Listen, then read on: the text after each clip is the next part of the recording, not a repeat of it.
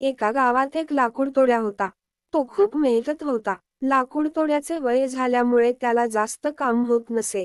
एके दिवशी एक मधमाशी त्याच्या भोवती गुणगू लागते. लाकूडतोड्याचे डोके पाहून त्याच्या डोक्यावर बसते आणि लाकूडतोड्याला चावे घेऊ लागते. लाकूडतोड्या मधमाशीला हाताने झटकून टाकतो. पण ती मधमाशी कसली. मधमाशी पुन्हा लाकूडतोड्याच्या डोक्यावर बसून त्याला चावू लागली. आता मात्र लाकूडतोड्या खूप चिडतो. लाकूडतोड्या त्याच्या मुलाला बोलावत आणि सांगतो, बाळ, या मधमाशीला मार बर, मला खूप त्रास देत आहे.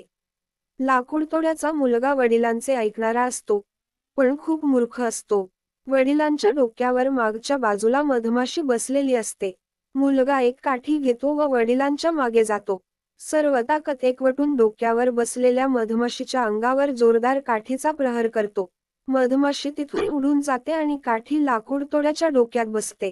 लाकूडतोड्या जखमी होतो. अशा मूर्ख मुलाचा प्रताप सुताराला भोगावा लागतो.